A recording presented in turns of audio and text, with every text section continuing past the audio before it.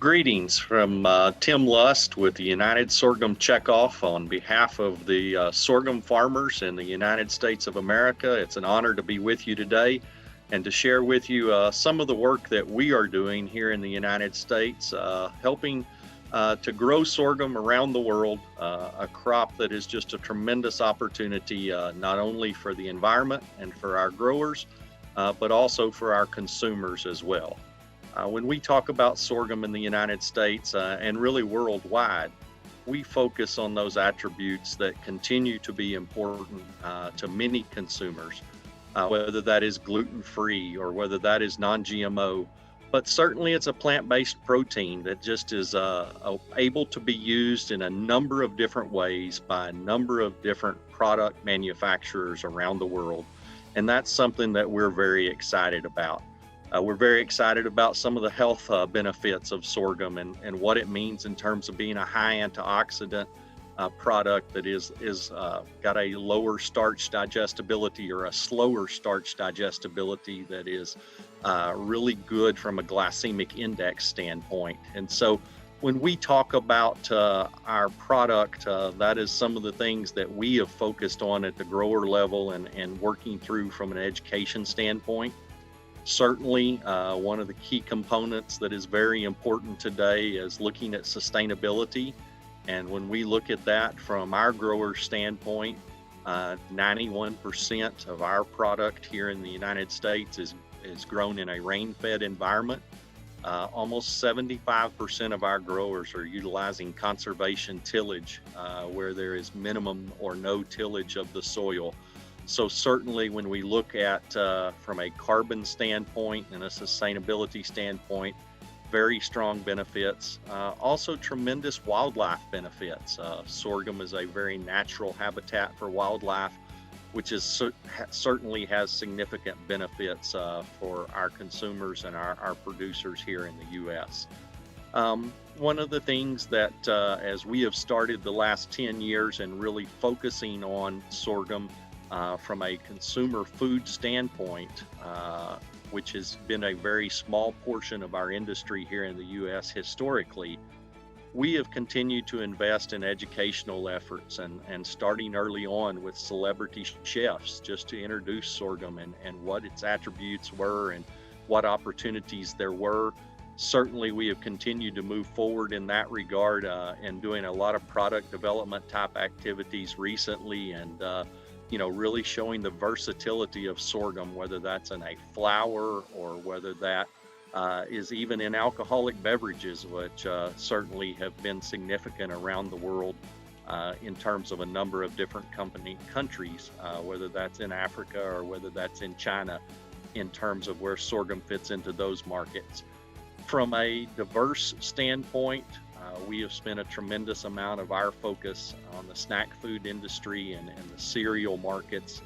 And when we really look at those successes that we've been able to have on the snack food industry, whether that's startups like Kapop that was recently highlighted on the Shark Tank here in the United States, is a startup company that is making a really nice sorghum snack product.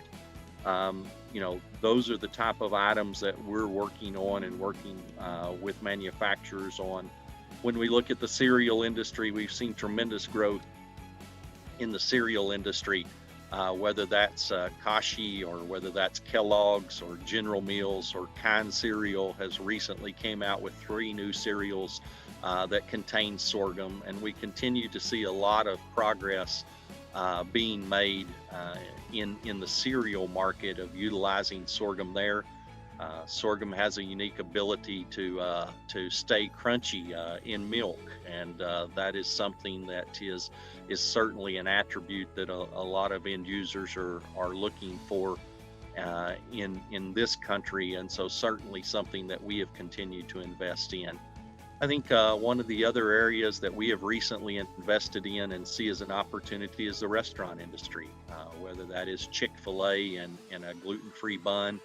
whether that's Papa John's Pizza, again, in a gluten-free crust, or some of our work that we're doing today with Taco Bell and some of the fast food manufacturers in this country. we certainly see a continued opportunity for growth in those market areas as we move forward. When we look at things from a sorghum checkoff standpoint, some of the new and upcoming opportunities that we see that are really important for sorghum, we see opportunities for a sorghum pasta. We continue to see whole sorghum move into several markets there, but we see great opportunities for whole grain sorghum pastas to move into the market. Certainly, when we look at an extension that is not the directly into the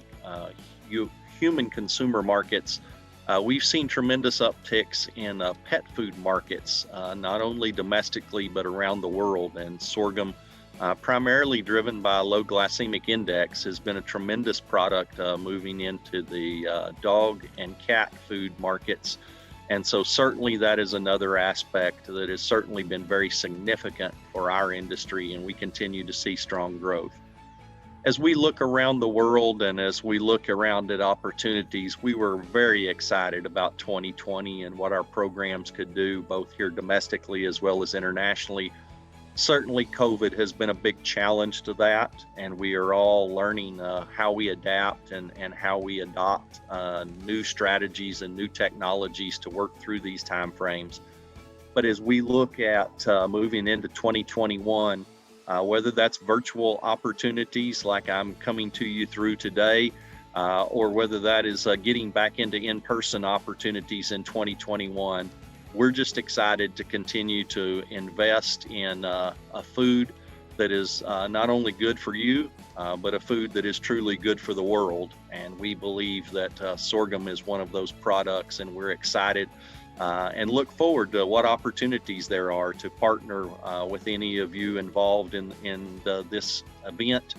to see what opportunities there are around the world to continue to strengthen sorghum, as we do truly believe